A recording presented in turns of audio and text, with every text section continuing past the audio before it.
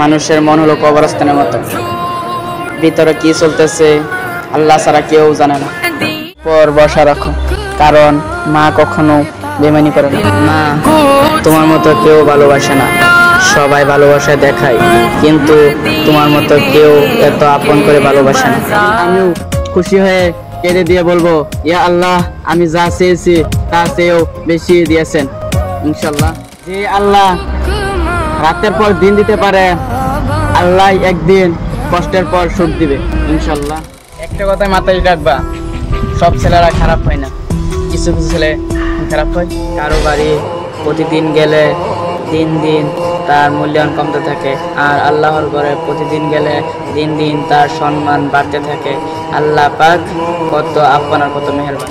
অহংকার মিশে যাবে মাটিতে, ছাই হয়ে যাবে শরীর, আর যে রাজা কাল যে ফকির, পুরো খেলাটাই আল্লাহ তাআলা করছে। আমাদের নবী এমন নেতা যার ইন্তেকালের 1500 বছর পরেও তার বিরুদ্ধে কিছু বললে গোটা বিশ্ব কেঁপে ওঠে। আলহামদুলিল্লাহ। পৃথিবীর মধ্যে সবচেয়ে দামি দুটি জিনিস হলো বিশ্বাস আর অপেক্ষা। বিশ্বাস যা সবাই রাখতে পারে না, আর অপেক্ষা সেটা তো সবাই করতে পারে না। নবীজির সঙ্গে জান্নাতে থাকতে হলে পৌঁছে দাও কালিমার দাওয়াত, লা ইলাহা ইল্লাল্লাহু মুহাম্মাদুর রাসূলুল্লাহ সাল্লাল্লাহু আলাইহি ওয়াসাল্লাম। বাড়ি প্রতিদিন গেলে দিন দিন তার মূল্যায়ন কমতে থাকে, আর আল্লাহর ঘরে প্রতিদিন গেলে দিন দিন তার সম্মান বাড়তে থাকে। আল্লাহ কত আপন আর কত মেহেরবান, সুবহানাল্লাহ।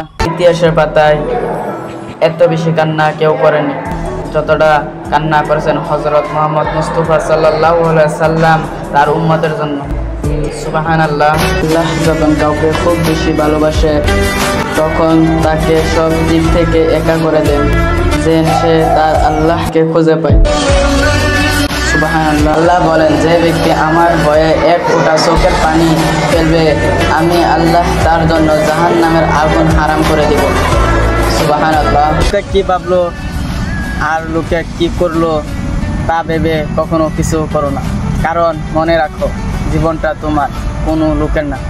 শুনলাম আই লাভ ইউ মোহাম্মদ লিখলে নাকি জেল হবে। আমি নবীর নাম লিখে একবার 100 বার জেলে যেতে রাজি আছি। আপনিও কি নবীর জন্য জেলে যেতে পারবেন? যদি পারেন তাহলে একবার বলে যান আই লাভ ইউ মোহাম্মদ।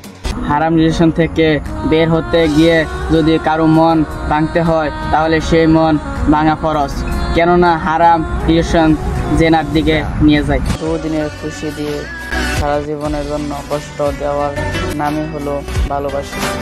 আর তুমি আল্লাহকে 2 দিন ভালোবেসো, আল্লাহ তোমাকে সারা জীবন ভালোবাসে। হে আমার রব, যেভাবে চললে আপনি খুশি হবেন আমাদের সেভাবে চলার তৌফিক দান করুন, আমিন। শেষ হয়ে গেলে সাঁতারা যেমন বিরক্ত লাগে, ঠিক তেমনি কিছু মানুষের কাছে তাদের প্রয়োজন শেষ হয়ে গেলে সবকিছু বিরক্ত লাগে, এটাই বাস্তব। নিজের কষ্টের কথা বলো কাউকে বলতে যেও না। মনে রেখো, মলম সবার ঘরে থাকে না, কিন্তু লবণ সবার ঘরেই থাকে। কি খুঁজছেন দুনিয়াতে? সুখ শান্তি? আরে ভাই, দুনিয়া যদি সুখ শান্তির জায়গা হতো তাহলে মহান আল্লাহ কখনো জান্নাত বানাতেন না। সাদা চামড়া যদি আসল সৌন্দর্য হতো তাহলে কাফনে কাপড় থেকে কেউ ভয় পেত না।